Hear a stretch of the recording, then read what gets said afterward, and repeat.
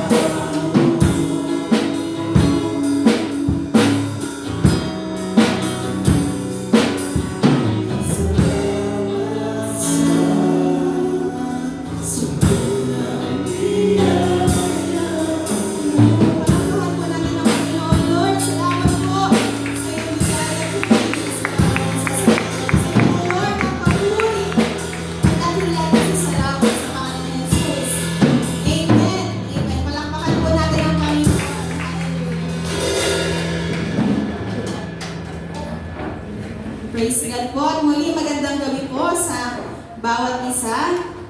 Yan, salamat po sa pag-iingat po ng Lord sa atin, bagamat malakas po ang ulan at marami po may mga sipon at uyod.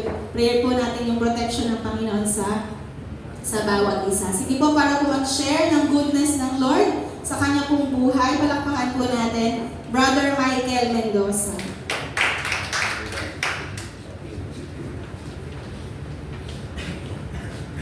Yan na, buti na dito tayo natin. Share ko lang sa akin ang nangyayari sa akin. Lately kasi parang feeling ko, parang nalalayo na ako sa Panginoon. Kasi parang hindi ko na feeling mag-devotion. Ganun, may mga ganun na ako nararamdaman. Tapos, sa tingin ko, na rin yun eh. Dahilan na rin yun sa akin kung bakit nakakaranas ako ng Pag natutulog ko, nahirapan na ako matulog. Tapos nananaginip ako ng Ito lang nung nakaraan, nanaginip ako. Nagising ako ng alas 4. Tapos yung katawan ko, sobrang lamig para ako nasa freezer. Tamang-tama umulan pa nun. Pero kahit nakakumot ako, ang lamig pa rin. Pero nung isang way lang, ayun, nangibig na ulit ng tulog, nakabalik ka ulit ng tulog. Yun, kahit na ganun yung buhay ko na parang nawawala na ako sa Panginoon, pero yung isang pray ko lang na yun, talaga, parang napaka-magical talaga powerful. Yun.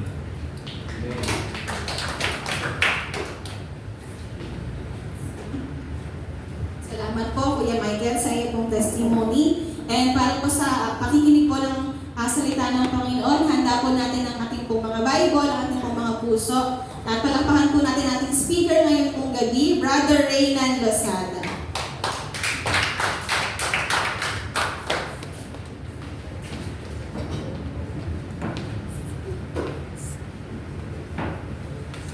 Hello po. Ayan. So muli nga po, magandang gabi sa ating lahat at salamat muli sa Panginoon sa maganda pong pagkakataon na tayo po ay muli po ng magamit sa preaching po.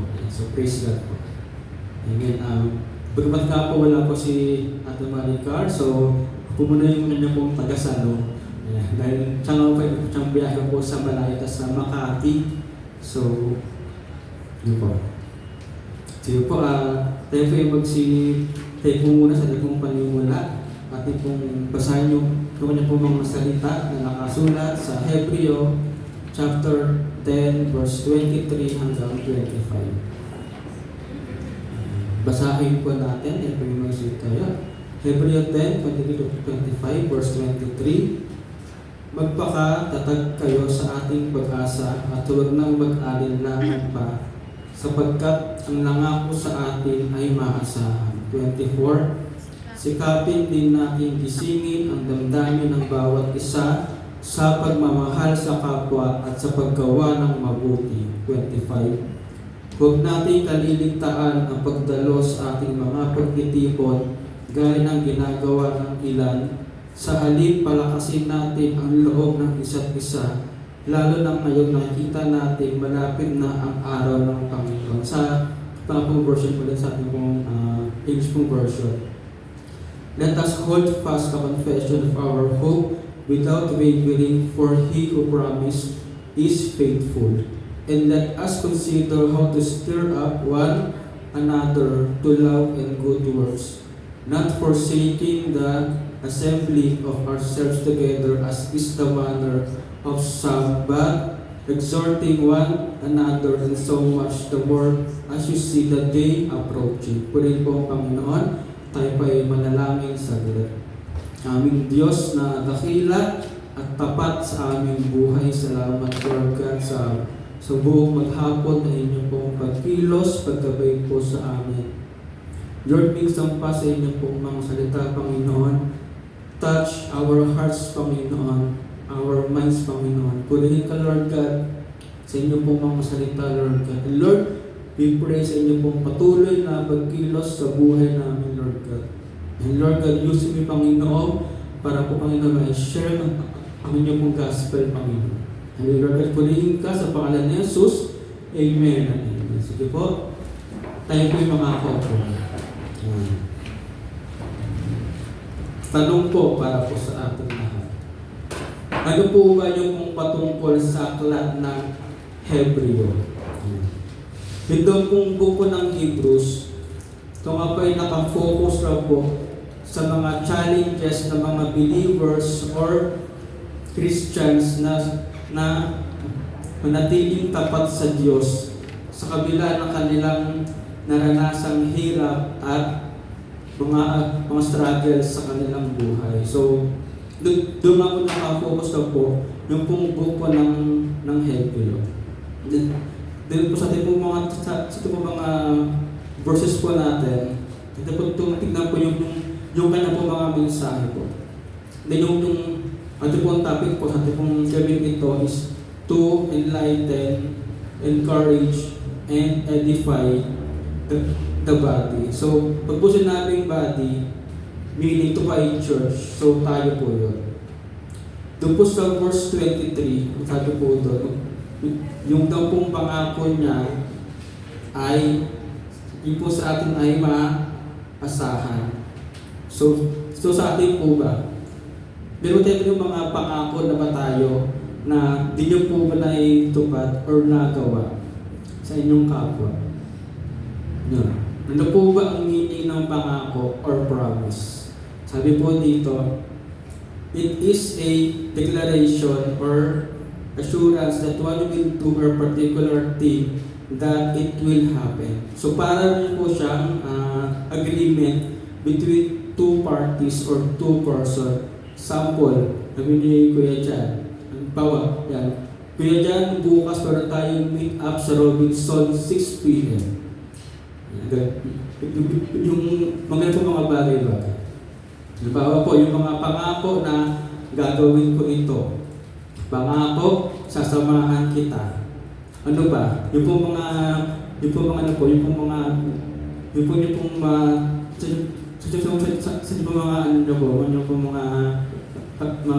natin, bahay po natin, yung pamisang pangako, babayaran kita. Pero, ano po man yung ano po siya, matipos kung matipos po kanila po siya, wala din po siya mga pangako po na kanila po tinutupad. Sa tao daw, pangako daw ay na, ano po, yun. Or motivong na di po niya tinutupad. Dahil daw po sila po ay nakalimot, ayaw niyang gawin, or mga tipong pinapaasa ka lang sa mga pangako. Pero may isang pangako sa atin na talagang kanya nga po ginawa para sa atin. Ito nga po ang Diyos na buhay po sa ating pong puso. Yung bang from the book pa lamang po ng Genesis, yung mga pangako po doon hanggang sa last book po ng Bible, ito nga po ay sapat na po para sa ating mga pangako niya sa atin. Kailangan na po tayong maliwanagan sa mga pangako ng Diyos na ito nga po ay tunay, tapat sa ating buhay. Panghawakan po natin ito upang tayo magkaroon ng pag-asa. Gawin natin itong lifestyle, yung mga pangako niya sa atin. This verse na that God made the promises that He is faithful, sa Kanya lamang tayo kumuha ng lakas po natin. Next po sa verse 24. Yan. Yung ako sa po dito ay, encourage the body. So, sa atin po is paano ba tayo makakapag, hikayat sa atin po nating churches. Yung bang word po na, motivation. Sa atin po kapunan po natin church mates. Motivate each other towards love and good deeds. Bilang pong leader or church member, dapat po tayo ay kakitaan ng pagmamahal at kabutihan sa ating kapwa. Hindi yun tayo para po yung magiging dahilan ng kanila pong pagkatisod sa atin. Yung tipong be thankful daw po tayo kami aroon po sa ating nag-remind na kailangan mo na mag-pray, na pag-cell group, na ano pa po ano po, sa ating pong mga church po natin, sa lahat po ng ating pong mga church po natin, kaya nga po ng Sunday service, midweek service, at cell groups. So, meaning nga po is para na you are blessed daw po na pagdapunan po sa ating mga tao po na taga-remind sa atin kung kailan yung ating pong mga church po natin, ating mga service po natin, ating pong mga sa ating pong mga church natin, mga gawain po natin. Pero po dito nga po, sa dito po natin na po na basta po dito is, paano naman po kung wala sa iyong taga-remind ng mga gawain sa church. Diba parang po nakalungkot na parang, ay ba't ganito? Na parang, wala ba kami gawain bukas? Diba na parang, wala pang simpa bukas, but parang sa akin walang taga-remind. Walang taga-chat sa aming GCs. Pero diba parang ano siya, nakalungkot na parang di ka belong sa isang church group. Kapag, diba, kapag sa'yo ay na wala kang taga-remind sa mga gawain sa ating church. Kaya daw po minsan, yung mga bago po tayo mga church members na umaalis daw po or lumilipat ng church or tubang na di sila nagtatagal dahil daw po ay parang na di na maramdaman yung warm welcome sa loob ng church. Wala man lang yung bang words na ano po na encouragement words, wala man lang silang na yung mga motivational words sa mga bago nating mga members. Pag daw po ay yung parang di sila pinapansin sa loob ng church. Siyempre po, pag sila po mga bagong miyembro na parang sila po ay hahanap sila ng mga churches kung saan nila maramdaman yung mga warm welcome. Alagaan po natin sila, yung mga bago po nating members, kumustahin po natin sila at ipag-pray din po natin sila. Upang kanila din pong maramdaman na sila nga po ay belong sa ating church. Yung bang word pa na sa linggo ulit, babalik ako sa Irene Montalban. May mga words pa na parang yes, meron akong family sa IRM church natin. Next po, pang last po natin is yung sa verse 25. Edify the body. Ano ba yung word pong edify? So, ito nga po yung kanya pong meaning is to build up, to inspire, to support, to boost, or yung pong pasinlahin or palakasin.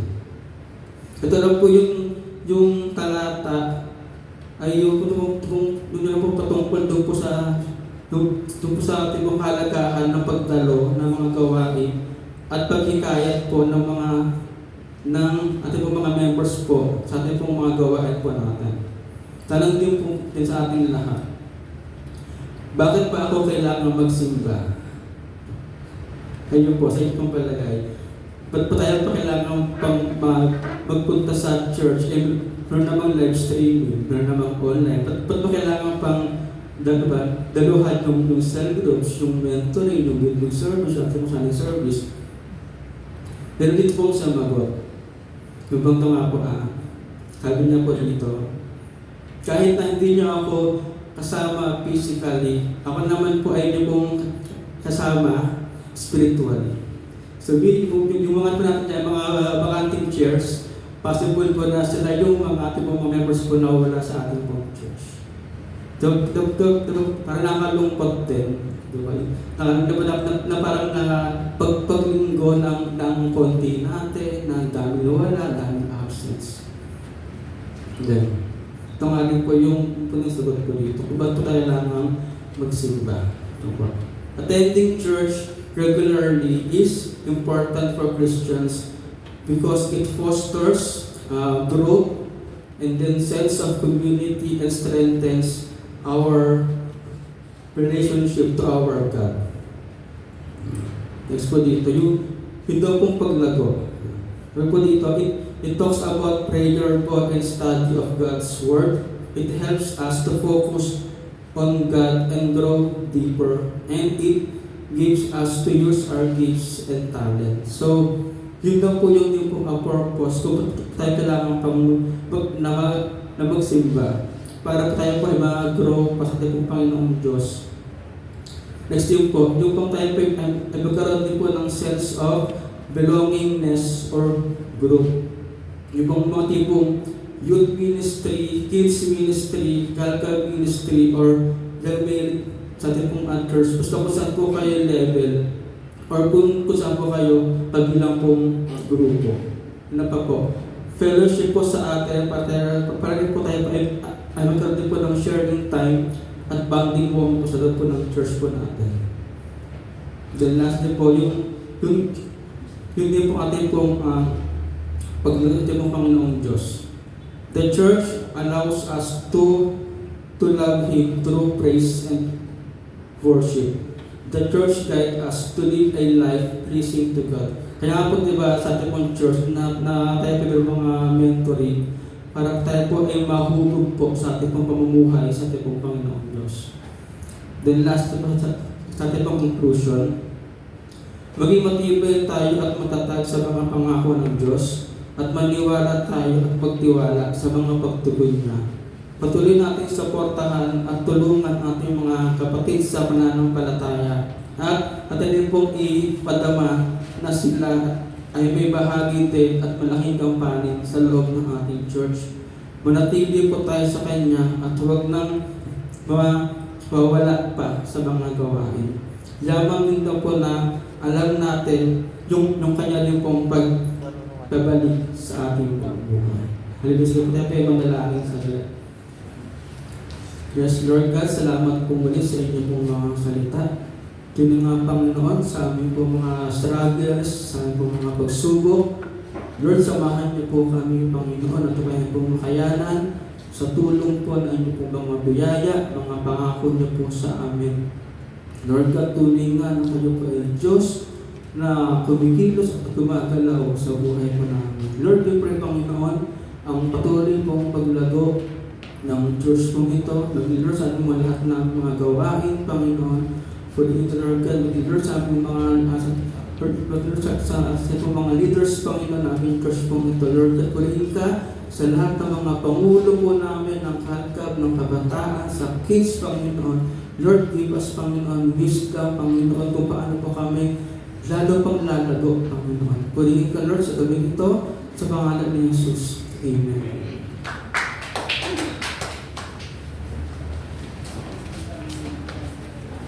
Maraming salamat po sa isang mapagpalang mensahe ngayong gabi. At para naman po sa paghahandog, natawagan ko po ang ating usher, Sister Patricia La Fortesa.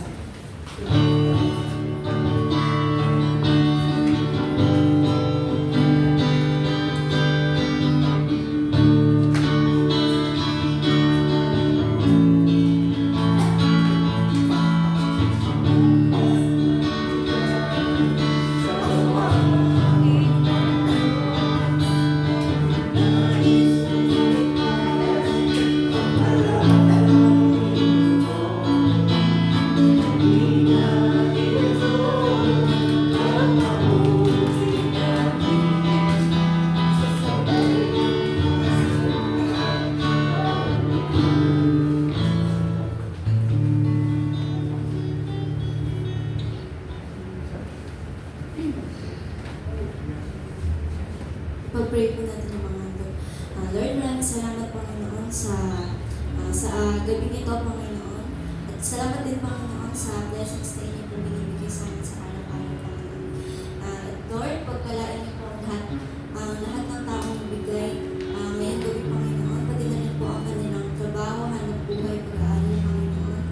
At ganoon na rin po yung mga hindi nagbigay. At nawa, Panginoon, magamit ito sa paglilingkod, papalago ng misyon ng inyong simbahan at may balik ito sa kanilang masaksik, bibig at umakulit. Maraming salamat po, Sister Patricia. At dako po tayo sa mga announcements. Yan, patuloy po ang gawain sa IRM San Isidro. Worship service po every Sunday at 2 o'clock po ng hapon.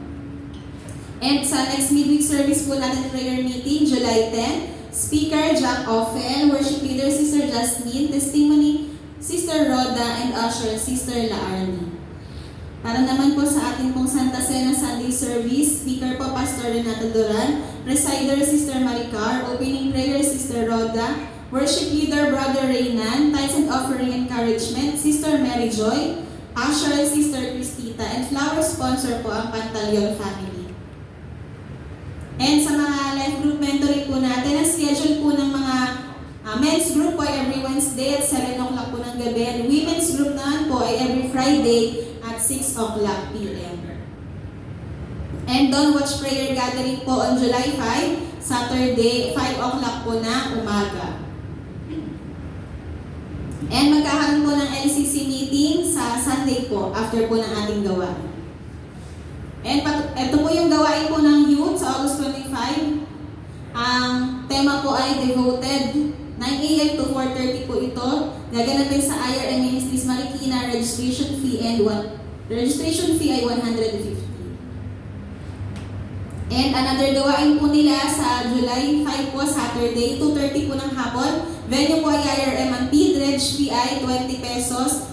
Ang kanila pong tema classing session, Heart on Mission. Para po sa mga sasama ay makipag-ugnayan po kay Sister Jasmine. At ang NCR 1 sulong naman po ay sa July 12, 8 a.m. to 12 ng tanghali sa IRM Malanday po. Speaker Council Pastor Leo de Cramos. Reg fee ay 50 pesos.